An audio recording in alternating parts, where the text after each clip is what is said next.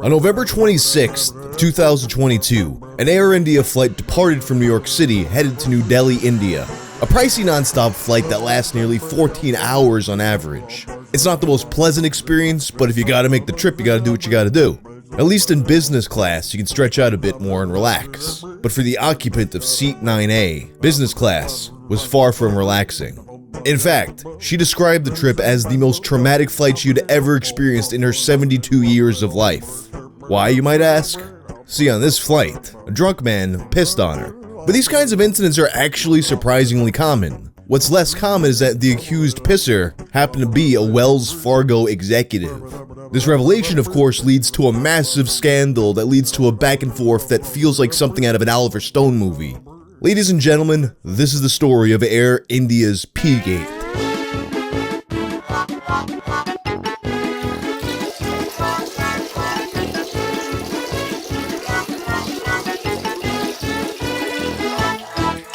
This video is sponsored by Raycon. Raycon is premium audio at the perfect price point, starting at half the price of other premium audio brands. Whether you're looking for a pair of everyday earbuds, which is what I have, low latency gaming headphones, or a portable speaker that'll last your whole party, Raycon's got you covered. I've been using them to listen to my lifting playlist at the gym, and podcasts and YouTube videos on long train rides. Of course, you don't want the same kind of sound for podcasts that you do music, so you easily switch between sound profiles on your everyday earbuds. You can also switch between noise isolation to be fully immersed by music, and awareness mode in case you need to be aware of the world around you for some reason.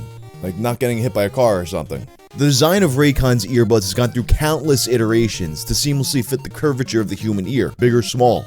And the custom gel tips get you the perfect, most comfortable in-ear fit. Look, they don't fall out. I'm shaking my head and seeing they don't fall out. You ready to buy something small with a big impact? Just click the link in the description box or go to buyraycon.com/wang. You'll get 15% off your Raycon order. So a few weeks ago, I'm on an airplane with my band Jinx. And all of a sudden, my guitar player, Jerry, who's sitting in the middle seat, mentions he's got to take a leak, but he doesn't feel like getting up and climbing over everything and squeezing over to the bathroom. Wishes he just, grab one of those back of the seat pouches and piss in the pouch. Of course, eventually he just gets up and goes to the bathroom like a normal person. But it made me think of one of my favorite pictures of all time. This drunk old man just sitting in his seat, pissing into one of those back of the seat pouches, perfect arc and everything. So I used the in-flight Wi-Fi to look it up, thinking that, this would just be the only thing that pops up. Instead, I find that there are so many airplane pissing incidents. And probably the biggest scandal ever tied to one just happened to be unfolding at that very moment. Although this incident occurred in November, the details weren't publicly known until early January. This was after the 72-year-old woman who had been pissed on wrote a letter to Natarajan Chandrasekaran, the chairman of Air India's parent company, the Tata Group. In the letter, she outlines the events of that plane ride. During the flight, another business class passenger, who at the time's identity was unknown, was becoming increasingly drunk because, how else you gonna pass the time on a 14-hour flight? Lunchtime had just passed and the lights were dimmed. The drunk passenger took this opportunity to walk up to her, unzip his pants, and pee on her. And after peeing, he just stood there until another passenger told him, "Hey, buzz off." So the woman, covered in piss, gets up and tells the crew what had just happened. They provide her with a change of clothes, and then they ask her to return to her piss-covered seat, despite there being a lot of clean seats still available. But she keeps complaining, and the crew understands the situation. So what they do is, they spray the seat with disinfectant, and then ask her to return. Eventually, 2 hours later, they finally give her a new seat. During the flight, the man sobers up, and against her wishes, the crew brings the man to her. He's crying and apologizing profusely, and he tries to negotiate some kind of a deal so she doesn't make a whole case of it. But she's not having it, she just wants him arrested. But then, after the flight lands, he just leaves without any incident. Meanwhile, the old lady was promised a wheelchair so she can get through customs and get right clean as soon as possible. And they do get her the wheelchair, and they take her, and then they leave her in waiting and abandon her for at least a half an hour. It seemed like nothing had been done about this situation, so she wrote the letter. And Air India finally responds that they reported the incident to the police and banned him from flying for 30 days, which was the maximum amount they were allowed to at that point. They had also launched an internal investigation into why the crew was so unhelpful. A few days after the news of this incident broke, the drunk man would be identified by the New Delhi Police Department. He was identified as Shankar Mishra, Wells Fargo's Vice President of Operations in India, After the police got involved, he was pursued with several charges, including public obscenity, gestures meant to insult the modesty of a woman, drunken public misconduct, and assault. However, although he was a resident of Mumbai, they could not locate him, and it was believed at that point that he was deliberately evading arrest. Meanwhile, with the news of one of their executives pissing on an old woman, Wells Fargo was forced to release a statement publicly terminating him. Wells Fargo holds employees to the highest standards of professional and personal behavior, and we find these allegations deeply disturbing. This individual has been terminated from Wells Fargo. We are cooperating with law enforcement and ask that any additional inquiries be directed to them. While all this is going on, Mishra, who is still unaccounted for, releases a statement through his attorneys.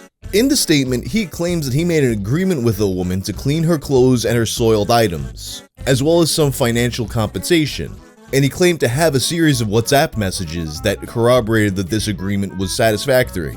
He also stated that the woman's grievance was with the airline and not with him. But despite this, he mentions that he had faith in the legal system and was willing to comply with law enforcement. The same day, Mishra's father would appear live on India Today.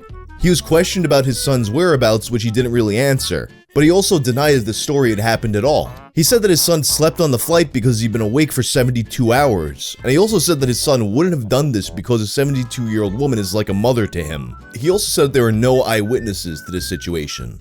And when questioned about why his son would have apologized if this didn't happen, Shams said that his son had acted under duress and he was merely complying with her demands. Ultimately, the police would trace Mishra's phone, leading them to catch up with him in the city of Bengaluru on January 7th.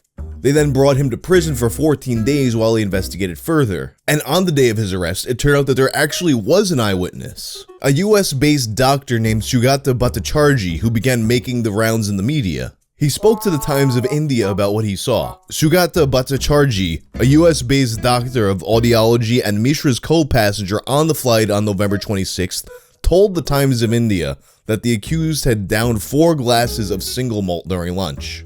He looked visibly drunk. He asked me thrice, "What do your children do?" I told our male purser to cut off his alcohol supply, Bhattacharjee said.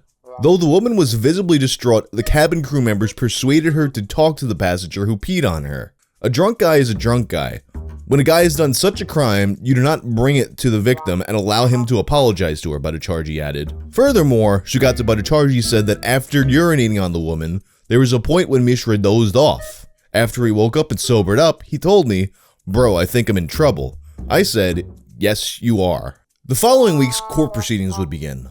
At first, Mishra's attorneys asserted that while he did do what he was accused of, it was not for sexual purposes, which this claim would make him innocent of some of the charges he was accused of. But later, their story would have an interesting change. Now they asserted that Mishra did not pee at all.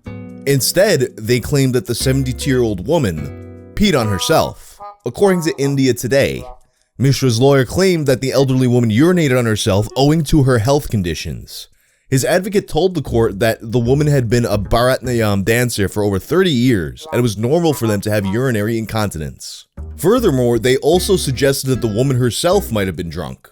The woman's lawyers responded by calling these claims defamatory, and they said that they basically just made this idea up out of thin air. And furthermore, this claim was a contradiction of claims he had already made in his bail application. And this case would evolve once again after Air India had completed their own internal investigation, concluding that Mishra had in fact done what he was accused of, extending his travel ban to 4 months and suggesting that other airlines follow suit. But their investigation also brought something up that further complicated matters. You see, there was a passenger seated in the same row as this woman. How could it have been possible for Mishra to piss on the 72-year-old woman without disturbing the person in the same row? At the very least, there'd be a little bit of splashback. So the victim was seated in seat 9A. In her complaint, she accused the passenger in seat 8A, the seat in front of her, of being the pisser. Seated in the same row as her in seat 9C was an 85-year-old woman, also a former dancer. It was unclear, however, if there was a passenger seated in 9B between them. If 9B was empty, it might be more likely that Mishra was able to piss on just the one woman. But there's a problem. Upon examining the seating diagram of the airplane, it turns out there is no seat 9B. 9A and 9C are the seats next to each other, with 9A being the window seat and 9C being the aisle seat.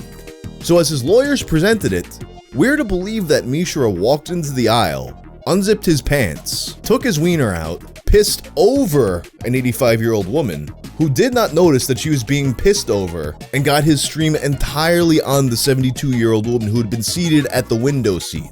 No collateral damage at all. And mind you, this is a man who is said to be extremely drunk. Have you ever seen what a men's bathroom at a bar looks like? That is one magic urine stream. So his lawyers released a statement that in order for him to have pulled this off with his piss, he had to have defied the laws of physics. And a statement from a crew member backs this take up. As published by Op India, the Air India crew member also questioned the silence of the co-passenger, seated next to the alleged victim. Is it even possible for any person to stand in the aisle and pee on the window seat without even a drop on the aisle seat passenger? I myself am over 6 feet tall, but have never been able to stand between the two reclined business class seats. So how could a drunk man manage to do that?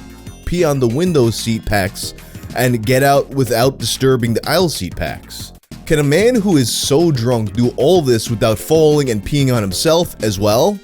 Is it even possible for any person to stand in the aisle and pee on the window seat without even a drop on the aisle seat packs? Further complicating things with the seating arrangements, Mishra was in fact not the passenger of seat 8A. He was in seat 8C. The true occupant of seat 8A was the other eyewitness, Dr. Sugata Bhattacharjee.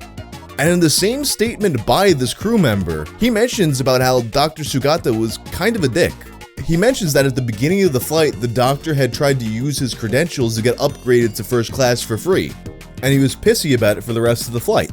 The crew member claims that while the actual incident occurred, Dr. Sugata was asleep.